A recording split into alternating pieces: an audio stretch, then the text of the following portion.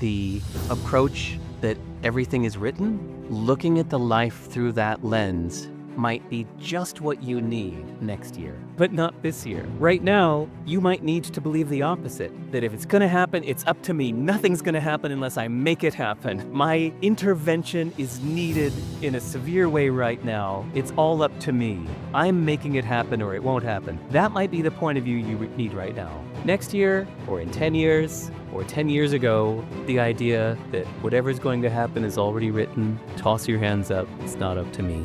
That can be an extremely beautiful and useful point of view at some points in your life. It doesn't have to be at all points in your life. And same thing with the opposite.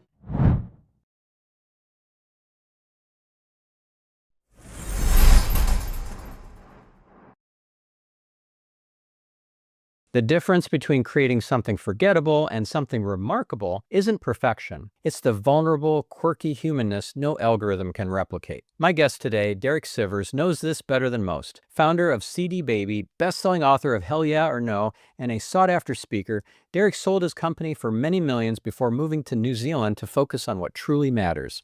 In our conversation, we explore why the willing suspension of disbelief can transform how you engage with any belief system, and how Derek's useful, not true philosophy offers a refreshing alternative to endless debates over absolute truth. He shares his unconventional approach to parenting while building an off-grid home in the New Zealand forest with his teenage son, and explains why vulnerability, not polish, is the secret to deeper human connection. We also unpack his process for turning scattered ideas into impactful books through simple blogging, and explore why leaving everything familiar might just be your greatest competitive advantage. This episode will change how you think about creativity, authenticity, and building a life that's truly yours, rather than a copy of someone else's blueprint. And now, on with the show. Derek, it's so great to have you on the show. Thanks, Stephan. I admire what you're doing, and I'm honored to be here. I'm honored to have you on. I mean, I've really enjoyed what you've put out there in the world. For example, it's a hell yeah or it's a no. That book is on my bookshelf. It's in storage right now because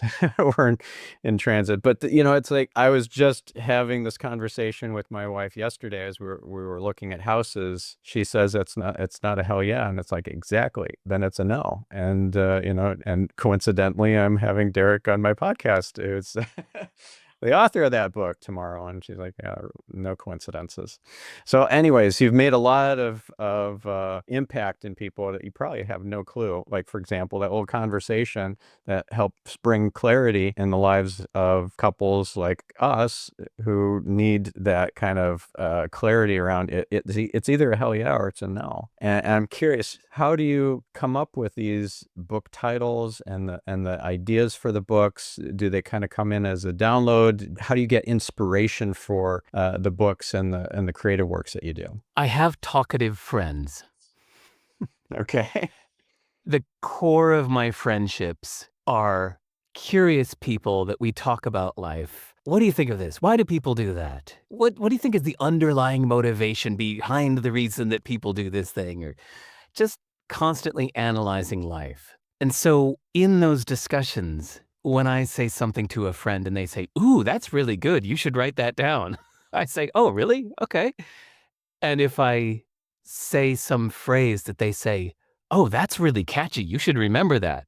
I say, "Okay." And that's where my book titles come from. Okay, cool. And then what's your process for creating a book? Because a lot of people have a book in them and then they never write it. Ooh, okay. My main advice for anybody that feels like what Stephan said right there. Sorry, Stephan. My boy's best friend's name is Stephan. If what Stephan said right there reaches you, if you feel like you have a book inside you, my main advice is to just start blogging. Take each individual idea and stop thinking of it as a book and start thinking of the individual ideas that you want to get across to someone else. And the main key then is to focus on each idea one at a time. Make each idea its own separate article or blog post. And if a blog post has 2 ideas in it, well then split it apart so that it's 2 separate posts. That way, each idea gets its own spotlight. Each idea gets people's attention. You can send it to everybody you know, post it on every account you have. And you can start to get feedback on each individual idea. because you'll never know which idea you have will really reach people in a way. You might have an idea on, say, I don't know, how to get hired, but it was point number 3 out of 5 that really reaches people, and it's less likely to become shareable if it's item 3 out of 5, whereas if you would have made that its own separate article, it will really travel better. So my main advice to anybody with a book inside of them is to just start a WordPress blog, or actually the best one I found lately is Bear blog. Do you know about Bear? No. Oh, spelled B-E-A-R, like the animal. BEARBLOG.dev, I believe. Bearblog.dev. It's free. It's run by one sweet, amazing guy in South Africa who, I love his work so much, I told him that I am happy to be the godfather of his site. If he ever wants to retire or give up, I'll take it over for free as well. He's a guy like me that's just doing it for the right reasons, not for the money. Bearblog is such a great service. It's free. It's no nonsense. You can just put a blog up and just start posting your ideas one at a time. After you've posted your ideas, you do that 50, 80 times, you'll realize that you've already written your book. And then you can just compile these ideas into a book and share it with the world for the kind of people that prefer to lay down on the couch and read a book. So that answers both of your questions. What is my process? That's what I've done in the past. And that's what I highly recommend for anybody else. Yeah, cool. What do you think about AI as a companion or tool to assist with the writing process, with the ideation process, with editing and so forth? Like you could completely write a book with AI. I don't believe that's integrous to do that and put your name on it, but I'm curious where AI sits in your toolkit and in your values as far as utilizing it for your writing. It's a beautiful, helpful bag of words to reach into. I think it's a shame that we call it artificial intelligence because it is not that at all. But it is a wonderful bag of words that we can bounce ideas off of. So I love it for that. We shouldn't let it write for us for the same reason that people don't go to a concert to hear a robot make music, and they don't go to a ballet performance to see robots dance, even though I'm sure Boston Dynamics would like that. They want to see real people doing these things. So don't think that just because one of these bag of words LLM tools can write a paragraph better than you, don't think that that's what people want. I think you should still challenge yourself to do it. Again, for the same reason that you don't take a taxi to the finish line if you sign up to run a marathon. Having it done is not the point. It's the doing it yourself. You want to explore yourself through your writing, not just press a button and have it done. Yeah. And I think also that your inspiration, your divine kind of connection is present in all your creative works, even if it's in an email. And you wrote an email, I don't know, decades ago for CD Baby that Joe Polish, I'm in Genius Network, I've been in since 2018. He still talks about, it's like, this is the gold standard in writing an email that makes people feel something. You want to share a little bit about Campaign? And it's basically the polishing of the CD and, putting it in a special, like a case and walking it on the red carpet with a pillow or something. I forget. Yeah, I'm paraphrasing, but Oh yeah, you caught the it's gist. really special. Thank you. And actually, thanks for telling me that Joe still talks about it. That's really sweet to hear. It was 1998. I had just started my little online record store, and by default, the shopping cart had a default email that said, your item has been shipped to the following address. Thank you for your order. And I looked at that and I thought, I can do better than that. Notice there's a lesson here with the AI stuff since you asked. That's impersonal. That's just a robotic announcement. This is just a record store. I should do something fun. So it took me literally 10 minutes, and I whipped up a silly little thing, like you just said. Your CD has been placed onto a satin pillow, and our private jet is flying it to you right now in Des Moines, Iowa. Your picture is on our wall as Customer of the Year. We can't wait to hear from you again. We're all exhausted, but what a fun day it's been shipping your CD on this day, Friday, 19th of July. I wrote it in 10 minutes, made it the default shipment notice, And people loved it so much that they forwarded to all of their friends, and thousands of customers came my way just because they heard of me because of this silly email that I wrote in 10 minutes. So the lesson learned is that yes, an AI could write something more professional than you, but it's not the professionality that we love about something. It's the humanness. It's the quirkiness. I think any writer now should take it as a challenge to write something that an AI would not write. We can do better than that. They're creating the average because they have digested the average of all of the words of the internet. And so they're able to generate a perfectly fine average. But you can do better than that. You can make yourself weirder or more vulnerable than that. Same reason, the reason I liked the artist Sheryl Crow back in the days of All I Want to Do is Have Some Fun and the song Leaving Las Vegas. I heard it once on the radio in the background while I was at a restaurant with a friend. And at one point in the song Leaving Las Vegas, her voice cracks. And I just did a double take and I looked at the speakers like, what? Her voice just cracked and she left that in. That was so charming. Who is this artist? I've never heard of her before. Sheryl what? Sheryl Crow. Okay, how do you spell that? And I looked her up because I wanted to know who was that artist that left the crack in her voice on that high note.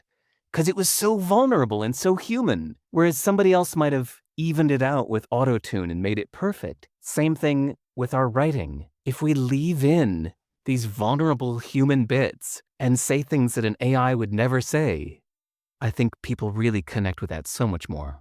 I actually see a connection between the hell yeah or it's a no and this concept of being vulnerable and out there and putting your personality into stuff. Like if you are going to use AI for, let's say, a sales email or for a customer service response or something, then that's not a hell yeah. That's just a, me too. Like I'm like everybody else. I'm doing the same old, same old.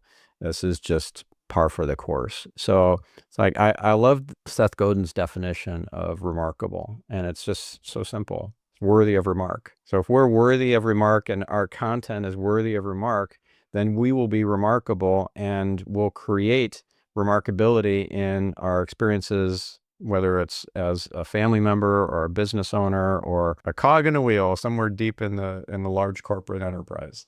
I thought of two more fun examples for this. There is a tech writer named Steve Yegge. I think it's pronounced Yegge. I think I've never said it before, but I've just seen it written many times. He has a funny, verbose style where all of his writings were rants, and they would usually begin with something like, all right, I'll admit I'm 2 beers in and the kids have gone to bed and I'm still angry about this thing in the Python programming language. So I'm just going to rant until my wife tells me to turn off the light. And that's how his rants would begin. And they were so charming because they would give you this picture of somebody that just has something that's so burning to say that he's just even going to paint the picture for you. My wife's scowling at me right now, but I just have to get this off my chest. What a great way to begin. Somebody that's burning with something to say. I had a second example, but I forgot. But I love these vulnerability moments of wonderful humanness that, yeah, like you say, whether it's a hell yeah or just really connect to our humanness in a way that computers won't do. So how do you reconcile that with the need to get straight to the point and lead with a hook and then foreshadow to the payoff at the end and keep them on this crazy wild ride for the full minute and a half or whatever that you have in your short or your reel, and then you end abruptly so that they want to watch it again because they feel incomplete. It feels so engineered to just hijack their dopamine reflexes or their neurological pathways to keep them hooked to watch more and more of your viral content. I'm using air quotes here if you're listening. And that is just so antithetical to what you just described of, I'm just on a rant because I'm really pissed off about X, Y, and Z. like they're already gone. You just blew your first 3 seconds. They've already swiped. So how do you reconcile all that? Well, for one, luckily, I'm not trying to please the algorithm. But you could make the comparison that what you're describing is like a perfectly engineered Hollywood blockbuster, a Marvel superhero movie that hits the 3-point story action line, or I don't even remember what those screenwriting tricks are. But we've grown numb to having the perfectly engineered story delivered to us with the perfect ending that got the crowd ratings by the Marvel Hollywood research groups. And when a movie comes out that blows those expectations, it ends up doing surprisingly well. When suddenly the hero, or who we thought was a hero, gets killed at the beginning, you go, what? Wait, what? Huh? That just threw me off.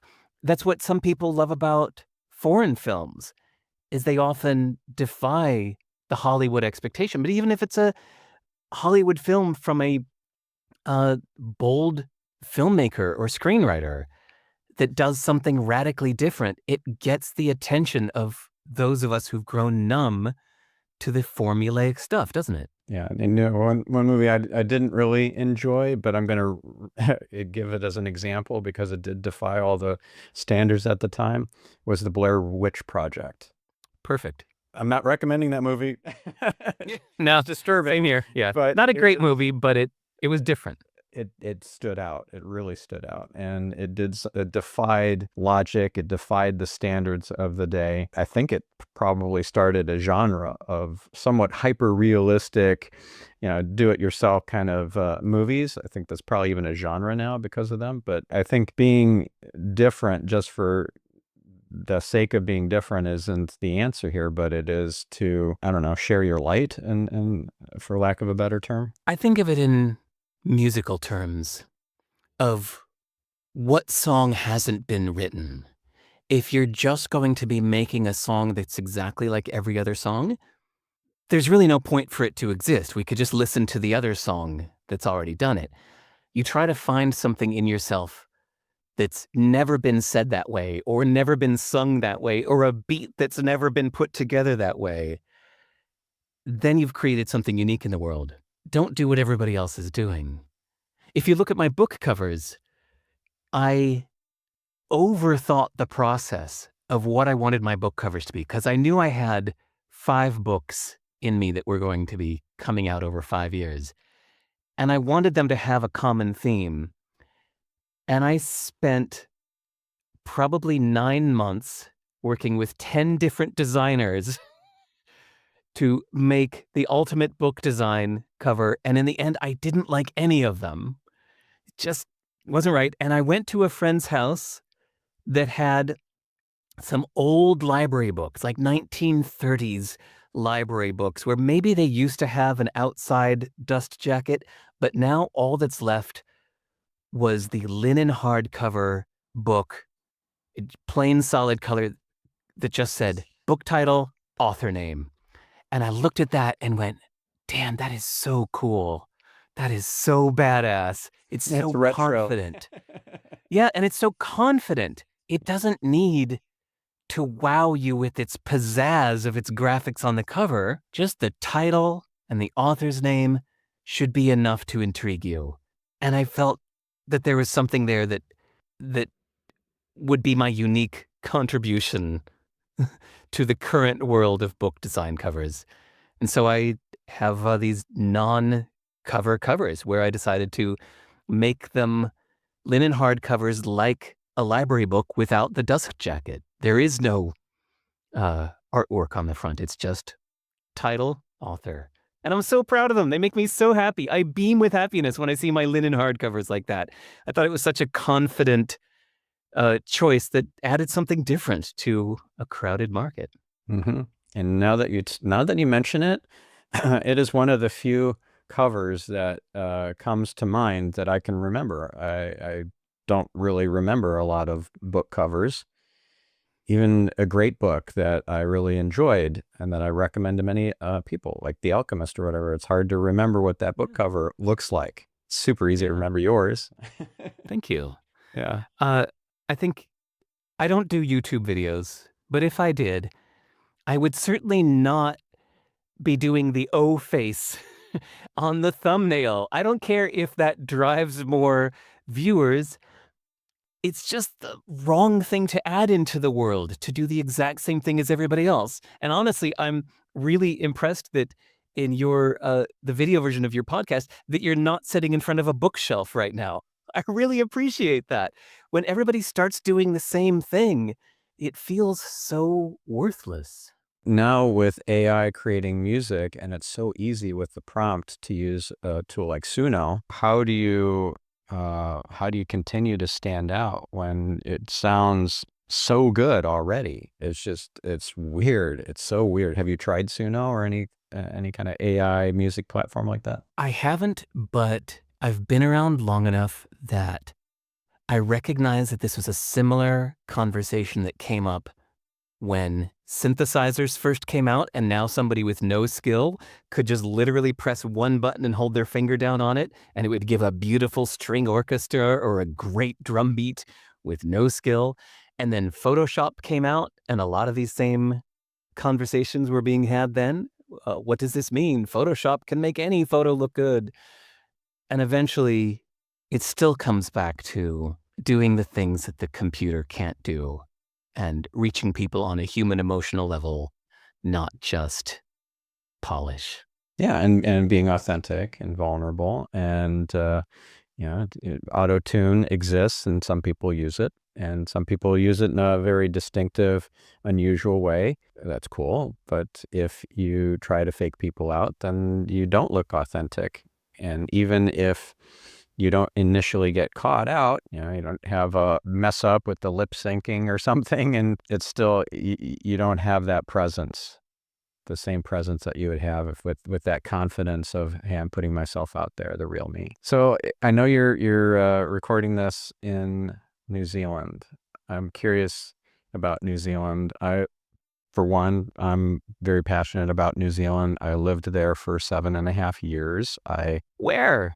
Yeah, for first 4 years, I was in the North Shore and Hibiscus Coast area of the North Island above Auckland, and then I moved for the second half to Christchurch area. So I was in Kashmir, I was in Corsair Bay, and it was magical. It's like, yeah, it's magic, and I love New Zealand. I'm not there anymore, obviously, but now I'm in Israel in the Holy Land, and that's a whole different sort of thing, and I love it here too. But I'm curious.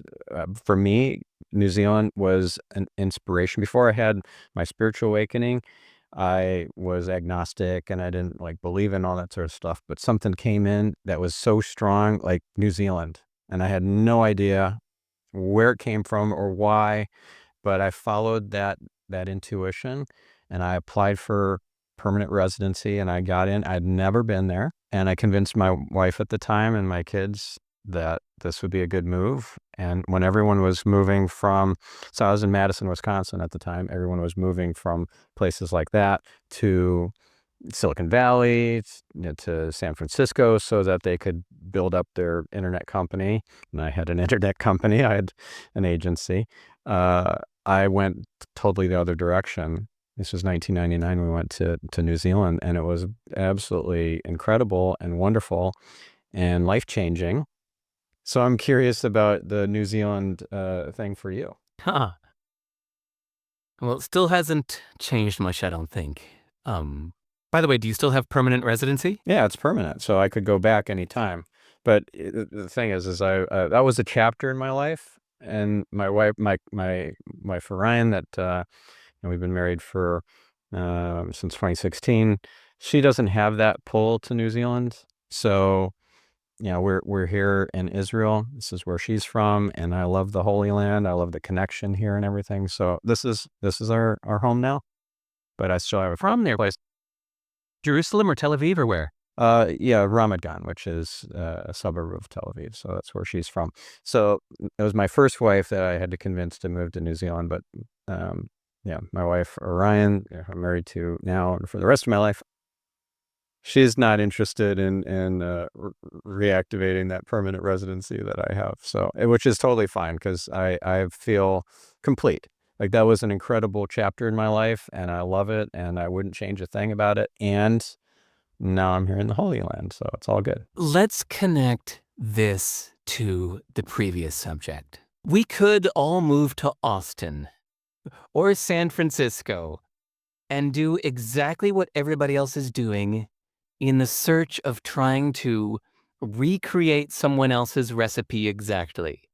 Let me do exactly what this top uh, viewed YouTuber is doing. Let's do exactly what the top podcaster is doing. But that's a recipe for sameness.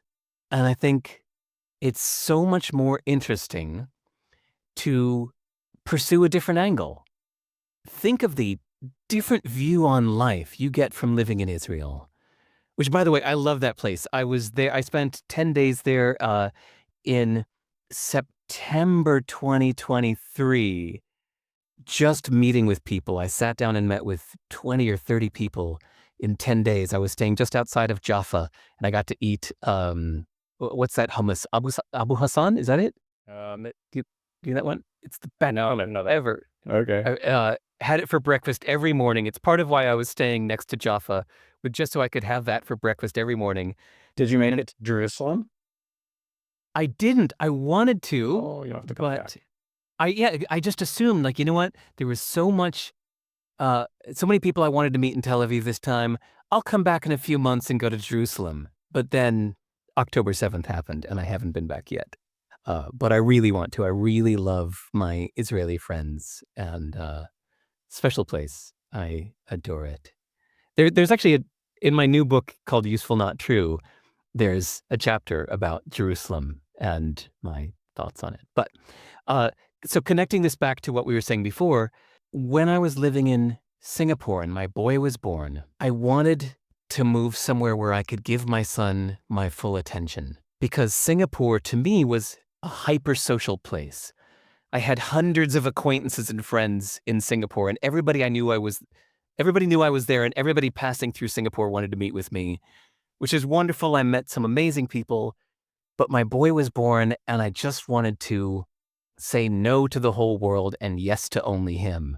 So I thought, where on earth would be a great place to give my kid my full attention for his childhood? And I chose New Zealand, even though I had no previous connection to it. I felt that it was probably the best place on earth to raise a baby. And it has been. He's a total nature boy. He grew up here entirely. We moved here when he was 9 months old. Now he's 13. And total nature boy. It's been a great place to raise a kid. So I really just moved here for him. Oh, that's wonderful. You know, when you have an exit like you had, and you end up with what some people term FU money. I don't really like that term, but I don't have any other alternate at the moment to use. But so we'll kind of use that. So that allows you to live anywhere and so forth. And I remember people telling me that in New Zealand, or you're moving to New Zealand, like, what are you thinking? Or some would say that, and others would say, wow, I wish I could do that. And why? Well, why can't you do that? They can. Yeah. Anyone can. It's just opening your mind to. Sorry, I guess I got distracted talking about my boy. But I forgot to mention that I was a little concerned because I wasn't feeling done in my career yet. And speaking to a friend in Singapore about considering moving to New Zealand, he said, wow, New Zealand, man, everybody wishes they could live in New Zealand. So if you were doing what you're doing as a writer, speaker, thinker, author kind of guy, but from New Zealand, man, that would be probably a little bit of a career boost to you. It makes you a little more enigmatic, a little more enviable. I went, wow, never thought about it that way, but I get that. So instead of thinking of moving to Israel or New Zealand or Peru as something that would mean you've dropped out of the game, it could end up being your competitive advantage.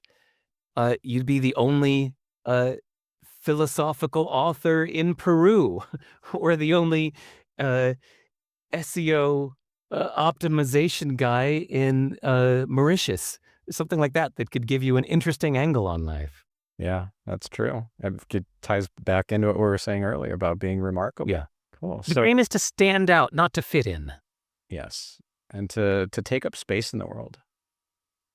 To not be afraid to polarize, because if you are not polarizing, you're not standing in your truth, and you're not taking up space in the world. You're hiding. It's something that's changed in my writing in the past year or two is I started saying the things I used to be afraid to say. I was afraid to talk about my old divorces. I was afraid to talk about how I renounced my U.S. citizenship. I was afraid that a lot of patriots would hate me forever. And I noticed that when I very gently mentioned these subjects, people didn't seem to care that much. So I just decided to boldly start talking about these things that nobody else talks about. And I get more thanks from readers in my email inbox for these things that I was bold enough to say, because a lot of people feel that they're also keeping that hidden inside. An example is saying, I don't love my family. Not my existing boy, but my parents. And I was born I don't love them. They're fine. I don't hate them, but I don't love them. And nobody says that. And I just decided to say that on my About page. And I got more feedback and emails thanking me from that one section of the page than anything else I wrote there, from so many people saying, oh my God, thank you for saying this. I feel so bad for feeling the same way, but it always felt like I was the only one. And to see you just put that out there publicly is so uh, redeeming, satisfying. Thank you. Yeah, there's stuff that under the surface, people who have this Instagram-worthy lifestyle actually go through a lot of pain and suffering and difficulty, and that's not what they put out there. I mean, I've put some of this stuff out there. Like, for example, I've had episodes where I've spoken about the fact that one of my 3 grown daughters doesn't speak to me or my wife or my son, my little one, and actually has never been in his life, by her choice, and it's painful, but it is what it is, and everything ultimately is a blessing as far as I believe it. So I'm not blaming her or directing any negative energy towards her. I still love her. I still want the best for her, but we haven't spoken for years, and it is what it is. So I think you have to be real, and it's not airing dirty laundry. It's just being truly human, so that people can feel like they can relate to you. And it's often the stuff that isn't usually said is the stuff that needs to be said. More people need to hear it. Yeah. So when I interviewed Sheila Gillette, who's a famous psychic, and we talked about this fact that one of my daughters doesn't speak to me, I got a number of comments on YouTube and other communications people saying, I don't have this family member in my life. I don't have a child in my life either that chose to cut me out or whatever. And, I'm sorry for your loss. It is a loss. And I'm also feeling a little bit more healed because of your episode that I watched. Wow. Yeah. So where does it stand with your parents now? Are they still alive? Do you feel like Yeah. you're um, there's anything more there to do, or it's all No, complete? it's fine. I feel about my parents the same way that I feel about my grade school teachers. Mm. They did a fine job doing what they needed to do at that time. Yeah. All is Yeah, that's well. the thing, is like people do what they're going to do based on the tools and their belief systems that they have at the time. And if you had the exact same belief system and history and context and wiring, that they had, you probably do the same thing because that's the nature of being kind of on autopilot. So what has been like an example of this being turned into a blessing for you and maybe for your readers or for your tribe? Untethered. I am thankful that I feel untethered to my birthplace, untethered to my country of origin. It has allowed me to go out into the world freely and make new ties and feel connected to Singapore and connected to New Zealand and connected to Oxford, England. I loved Oxford, England. I would still be living in Oxford, England if it weren't for COVID that sent us back to New Zealand. I also love New Zealand, but man, I really loved living in Oxford, England. We had just moved there in 2019. And then, you know what happened in 2020? And we were New Zealand citizens by then. So we used the golden ticket to go back to the COVID-free land of New Zealand. But man, I've really made some great connections with people around the world, great friends and loves of my life from India and China and Singapore that I never would have met if I had stronger family ties that kept me close to where I grew up. So what book are you working on now that, are you probably keeping some of it close to your chest, but were you comfortable sharing about what you're working on? No, nothing, none. I honestly, those last 5 books might be all I have to say for a while. That last one, especially called Useful Not True, felt like it wrapped up something that was in me that needed to come out. How to Live, the book right before it, really compressed everything I've learned in my life into 115 pages, extremely succinct like poetry, but I just put it out of the world with no explanation. And while writing my newest book called Useful Not True, I realized it was kind of a prequel to How to Live that explains the mindset that can help people put that into action. And I finished writing Useful Not True a year ago. It just came out on Amazon and everywhere else a month or 2 ago. And I have nothing else in the works. I'm spending a lot of time learning Chinese and a lot of time being with my boy, who is a teenager now and wants a lot of my attention. That's great. Well, at that age, a lot of the teenagers don't want their parents' attention, so it's a real gift. Yeah. We're really close. It's really sweet. We're setting up a new home that he and I have both designed together in the forest by a creek, half an hour north of New Zealand, off grid. It's been a wonderful experiment to build our own home like that. So that's what we've been spending a lot of time doing. That's cool. So what's your favorite of your 5 books and why? How to Live feels like such a masterpiece for me that if I did nothing else with my whole life but write that one book, it still feels like it would have been a life well lived. So somebody who hasn't read the book and who's listening to this or watching this, what would you tell them is the whole point or kind of the biggest wisdom nugget in just a minute or two? Well, first you got to know that my books are very, very short. All of my books are around 100 pages. They're meant to be something you can read in an hour. But How to Live is 27 tiny little chapters. The subtitle of the book is 27 conflicting answers and one weird conclusion.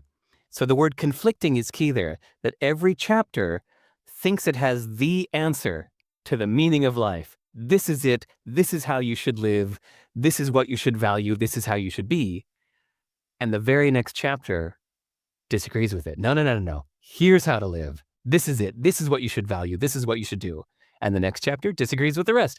And that goes on 27 times, which then can really scramble your system, making you question your own sense of having the answer, and makes you question all of the other books and pundits that claim to have the answer. It puts it all into perspective. And the book finishes with a picture of an orchestra seating chart with exactly 27 instruments in the orchestra, no coincidence, suggesting that you can play the different philosophies of life the different approaches to life, the way that a conductor or a composer can play an orchestra. Do you believe that, so one of the kind of precepts in The Alchemist is maktub, which is Arabic for it is written. Do you believe that your life was already written out, that the screenplay, the script is already a finished piece of work? That perspective can be useful for things that are out of your control, like other people. So I think of all philosophies, all approaches to life, or ways of looking at the world, as never necessarily true, but a point of view that can be useful to you or not. It can be helpful or hurtful. It can bring you peace or bring you anguish. It can improve your actions or hurt your actions. This is how we should measure it by. So if the idea that it is all written brings you tranquility or somehow improves your actions, then that perspective is useful to you. And if it doesn't, then it's not. I think this is a better measure than debating or arguing whether that point of view is absolutely, objectively, empirically, observably true for everyone, everywhere, always. That's not the point. The real point is it useful for you? Do you find it useful and true for you that this idea that your parents chose you and you chose them before you guys all incarnated? No. Hmm. I've And why? thought about it a lot. I've considered it. But I didn't find the tranquility or wisdom or love or connection that that idea was meant to bring. There's something that I don't remember where I heard it, but it's bandied about in New Age circles, at least, is that, if this concept fits, if it works for you, great. If not, just discard it. And I think that's true in this case for you. It's also about using time. That's the other reason for the orchestra metaphor. There are times when the composer wants all the trumpets there. And there are times when the trumpets should stop and a single flute should play for a while. And then maybe a clarinet joins the flute. So it's the same thing with philosophies. The approach that everything is written, looking at the life through that lens might be just what you need next year, but not this year. Right now, you might need to believe the opposite. That if it's going to happen, it's up to me. Nothing's going to happen unless I make it happen. My intervention is needed in a severe way right now. It's all up to me. I'm making it happen or it won't happen. That might be the point of view you need right now. Next year, or in 10 years, or 10 years ago, the idea that whatever's going to happen is already written, toss your hands up, it's not up to me. That can be an extremely beautiful and useful point of view at some points in your life. It doesn't have to be at all points in your life. And same thing with the opposite. Hence the How to Live book, that some of those chapters say, here's how to live for the future. And another chapter says, no, here's how to live for the past. And another chapter says, no, here's how to live optimize for money. Money is just a neutral indicator of value. If you want to be useful to the world, use money as a measure that you're being useful. Something else, another chapter says, no. Here's how to live. Do nothing. Let it all pass. And each of these instruments can be played by you when you need them. Yeah, I like that. Yeah. So I have the book. I haven't read it yet. So that definitely inspires me to read it.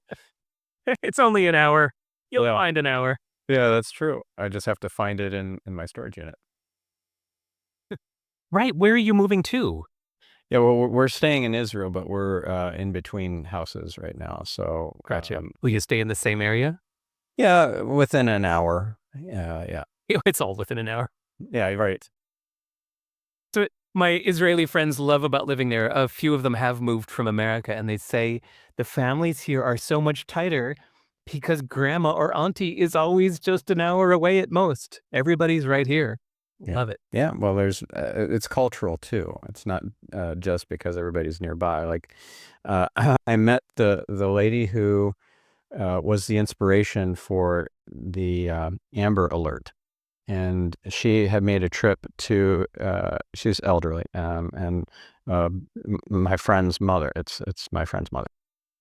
So she made a trip to Israel. And when she was there, a kid got lost. And everyone galvanized, the whole crowd of people, all were looking for this little kid. And they did find the kid, but it was so striking to her that it was like one big family. Even though these people didn't know each other, it was just a seemingly random crowd. They all galvanized to find that kid within minutes. And she's like, we need that in America. And she was telling somebody in Israel, like, this needs to happen in America. Why is it not happening in America? And the friend or the acquaintance said, it'll never happen in America because you guys aren't wired that way. Right? You don't have that sense, that cohesiveness and that sense of community that we have, and you never will. And she's like, I'm going to find a way to replicate this. And so she went on a mission to try and create something, and it became the Amber Alert. Wow. Yeah. I love it. Thanks for that. I had no idea it originated there. That's really cool to hear. Yeah. So, I particularly love Jerusalem. I like Tel Aviv, but I love Jerusalem. It's Tel Aviv is where my friends are, but when I go to Jerusalem, it's just such a special place. I really want to live there someday. well, there's a special area. It's near King David's tomb, and there's a wall there. It's very nondescript. It's actually a portal, like a thin place between this world and the upper world. So I've had experiences there, and family members have gone there and had experiences there, and it feels really kind of otherworldly in a very positive way. Like you're peering into some sort of dark energy or anything like that. No, it feels very heavenly. So yeah, if you make it back to Jerusalem, I'll tell you exactly where that spot is. Yeah, yeah. So one name that popped in my mind that I wanted to ask you about when we were talking about how to live, and that's Marcus Aurelius. I'm curious what your take is on him and his wisdom. I don't have much to say. I read Meditations. I liked it, but I don't think of it that much. So Okay. sorry, that's all I have to say. Yeah.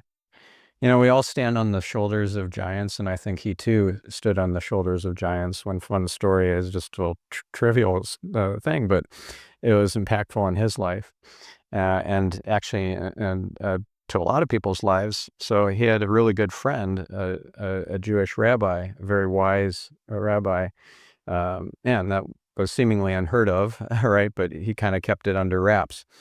Because it wouldn't have gone over well. So this Rabbi Yehuda Hanassi, Judah the Prince, they would send kind of secret messages to each other if it wasn't appropriate for them to meet in person or anything. And he sent his I don't know, soldier or representative to get some advice from this rabbi one time because the coffers were running empty.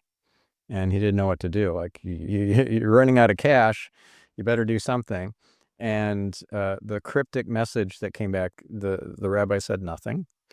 But as the people who were sent there by Marcus were watching this guy, he was doing some strange stuff in the garden. He was pulling out some perfectly good plants and replacing them with other plants. And so when they went back to the emperor and explained that he didn't actually give a message, that like, what, no response, like, I need to figure out what to do here about this issue. And he's like, what did he do? He didn't just sit there or stand there. Well, he was gardening, and he took this stuff out of the garden and he put other ones back in. It's like, okay, I know what to do now. So in his inner circle, he figured out that he needed to replace, I don't know, 3 of them or whatever. He didn't feel right about them or something. And then he put new people in, and then the coffers started filling up again. So they were stealing from from the treasury, and he was able to replace them. So it's like you might see something in meditations that actually has Jewish origins, because it was ancient wisdom that was just passed on to that particular rabbi, Rabbi Yehuda Hanasi, and then it made it into his little journal, which he never meant to publish. It was a private journal for him. Yeah. Wow. It makes me wonder whether the plants were a very savvy message that he had a lot of insight into the management team of Marcus Aurelius and who might have been stealing, or if it was Marcus Aurelius that brilliantly interpreted this otherwise neutral action. Oh, it wasn't neutral. It was very precise. Yeah, because there's so many other stories of Rabbi Yehuda Hanasi and other uh, sages from the past. Like there's one story I love about the Baal Shem Tov from hundreds of years ago, where he was at it is a very holy time when you're sitting at the Shabbat table on Friday night, and the prayers and the singing and then the eating. It's all very intentional, and it's very quiet, and they're eating, and he's with a bunch of his students, and then he just erupts into laughter in the middle of it, which is very strange. And they didn't ask about it because it wouldn't be appropriate. So they waited for Shabbat to finish, and then they did ask. And he's telling them that something happened in the heavens that was really m- magical and adorable, and he was able to see it because he had that special kind of sight. And so he's like, we're making a trip. We're going to this town far away, and we're going to see about that event. And they didn't know. He didn't give a lot of details, but they showed up at this shoemaker's door, hours and hours away, and knocked in the. I think it was the middle of the night or something like that. The guy opened the door, and he's like, "Wow, this is the Baal Shem Tov, like one of the most famous Jews in the world at the time." And come on in. And it's like, why are you here? Like, I'm just a shoemaker. He's like, what happened on Friday night? It's like, what do you mean Friday night? What happened? Something happened. Tell me about it. It's like, well, we're very poor. And usually when I come back from the synagogue, there's really no food for us to eat. And you're supposed to have a kind of celebratory meal. I didn't have any expectations that we'd have anything, even bread, because we're so poor. But the table was all set, and I didn't get angry, thinking that my wife took charity, begged for the money or anything. I just, started to, come in and be not reactive. I'm totally paraphrasing this, but basically what happened was the wife told the husband, the shoemaker, that she found a glove with a gold button on it, and she was able to sell the gold and buy enough food for a really nice Shabbat dinner. And he was so joyful. He was dancing around the table over and over again, just like the most joyous thing, like he just won the lottery or something. And all the angels noticed and everything. It was a really beautiful thing. And then the Baal Shem Tov noticed, because he noticed the celebration that was happening in the heavens. So really I cool. love that. Yeah. There's a tiny story in my newest book called Useful Not True about a prisoner in a jail who's told, this is Alcatraz. Nobody's ever escaped from this prison. Ever. You'll never escape. And he has this hopeless approach versus telling a prisoner, there's a trap door in here somewhere. Good luck. And just by telling somebody that there is a trap door in here somewhere, it makes them look at everything differently. Suddenly, every little brick is a potential exit. I think about this with uh, this idea of messages coming through, that if you tell somebody there are messages, or this has a meaning, or look at this photo, or look at this world in front of you, it has messages for you. They'll find them if they're expecting them, and they might not find them if they're not. One thing that kind of a corollary to that is if you get messages like intuitive hits or whatever, and you don't act on them, then you'll stop getting them because that's disrespectful. Like you got a gift from above. I remember my number two guy in the company here was sharing in a team meeting that he was driving. His wife was in the car, son in the back seat, and his wife says, "Get in the get in the right lane," which was weird, just out of the blue. Get in the right lane, and she repeats herself, "Get in the right lane." And he still doesn't do it. And then she yells at him, "Get in the right lane." And guess what happens just a second after he got over into the right lane? A crash in the left lane. Yeah. So you have to take those messages and do something with them because it's disrespectful otherwise. That's what I love about your show, and what you're doing is helping people notice these things around them, calling their attention to this. In a way, you are the one saying, "Get in the right lane." Yeah. No. Sorry, it's a bad comparison, but maybe like look around or listen to those messages. Look for them, listen to them. Yeah. Another way to think about it is to show up and say, "I'll go first." I was at the Genius Network annual event years ago, sat next to an elderly gentleman who I didn't really know. This was at breakfast on one of the days. And I strike up a conversation. I share some of my crazy stories with him. And he's like, "Oh, I got one for you too." And I don't know how often he shared it or if he ever shared it or whatever, but I'm anonymizing it. I don't even remember his name. So, but he was in a grocery store, and the guy in front of him who was checking out turns to this guy and says, "Your mom wishes you a happy birthday, and she loves you." And he pays and he leaves. And guess what? It was that guy's birthday, and his mom had passed. Yeah.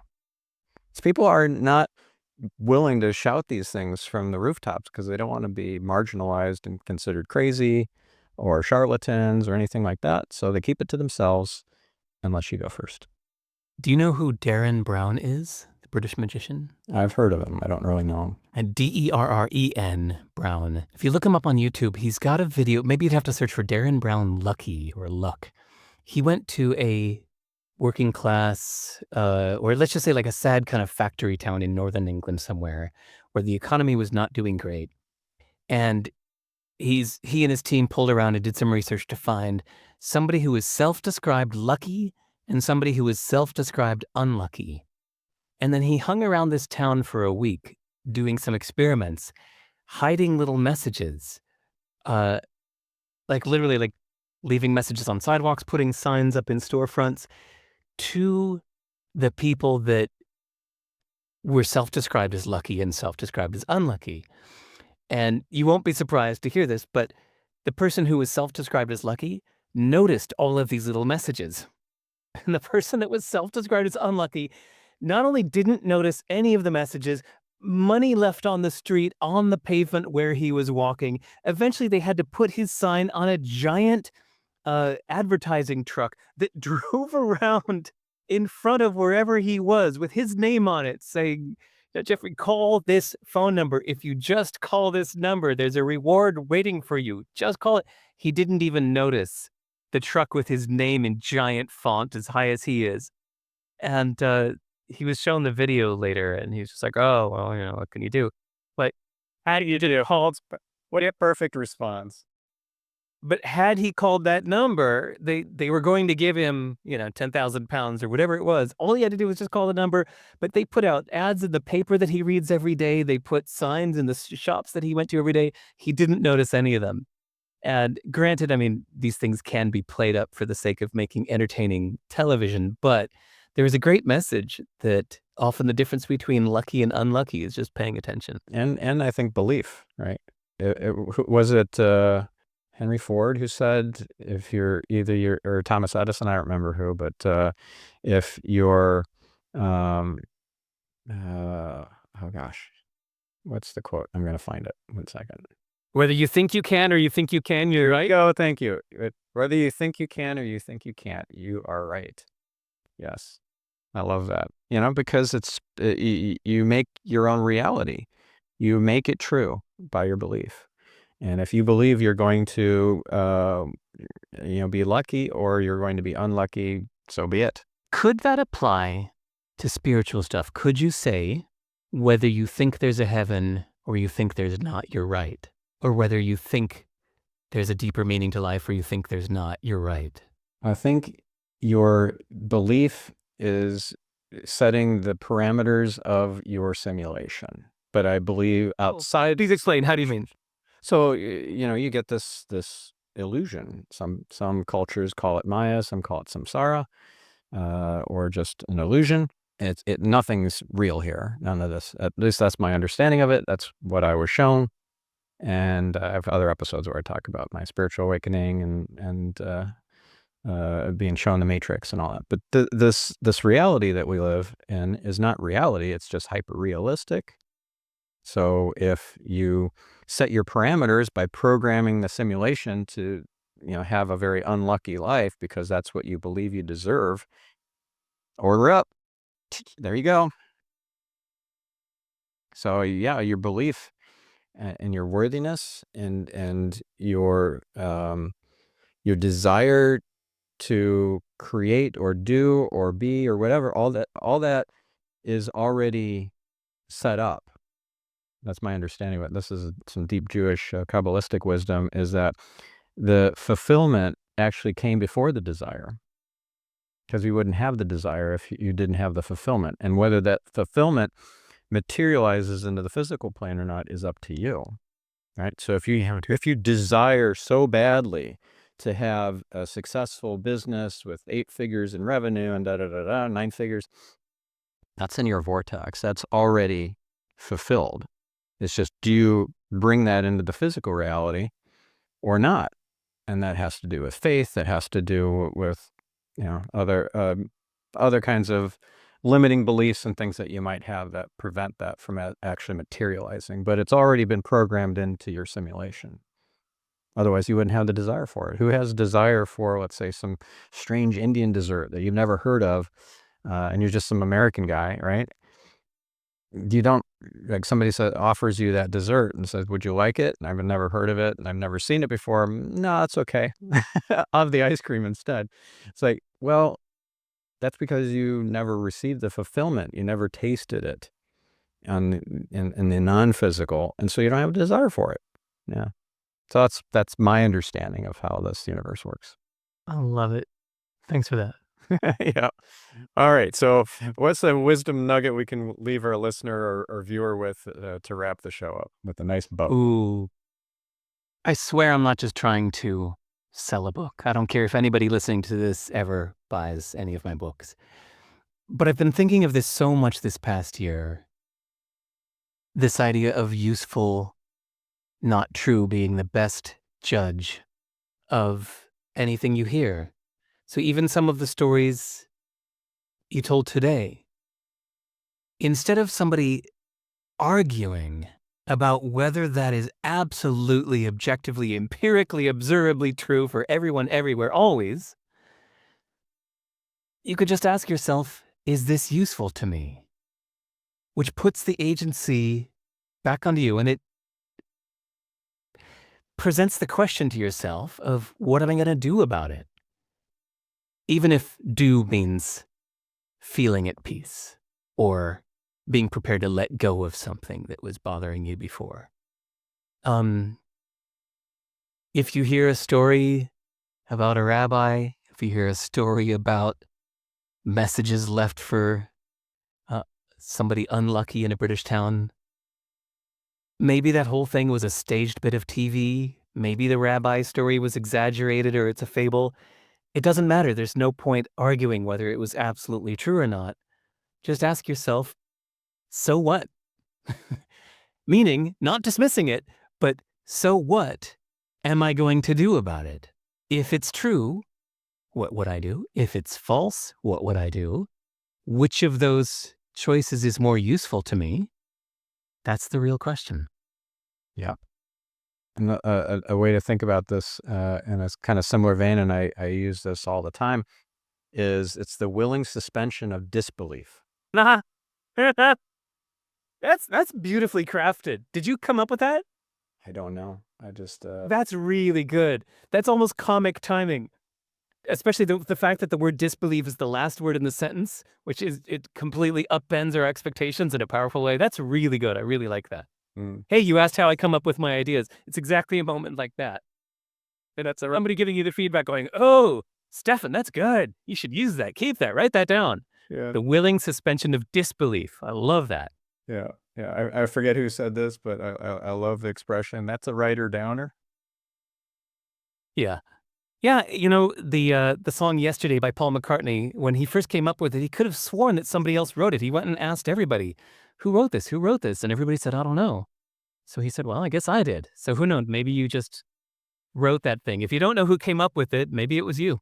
Yeah. Yeah. You know, one of my favorite useful, not true quotes is what gets measured gets managed.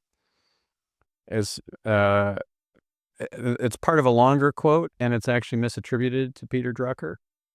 And I forget who actually said it, but it actually kind of goes counter to what you think it would be.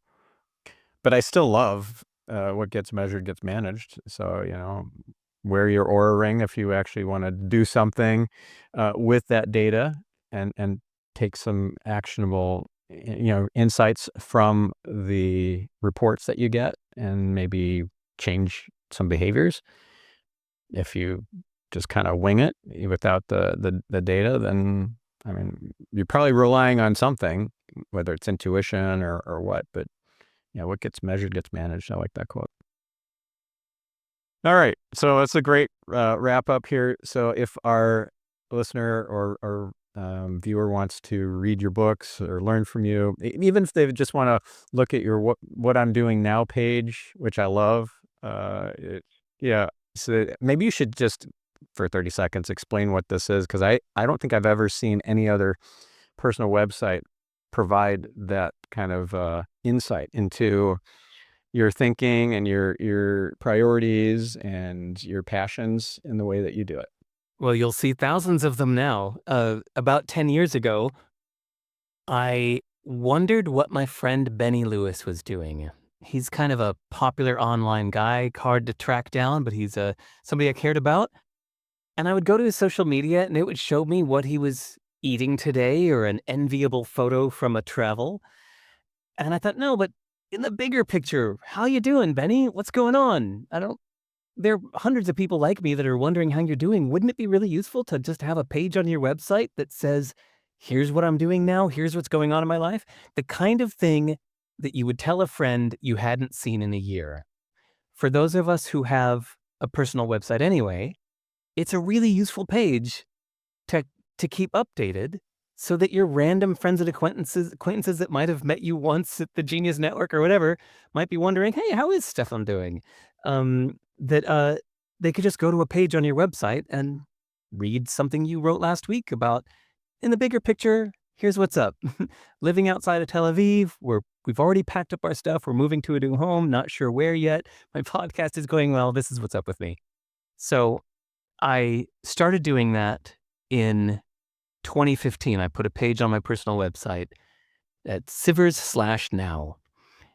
Had it there for a couple months, and a guy named Gregory Brown noticed it and said, wow, that's really cool. I want to have that for my website.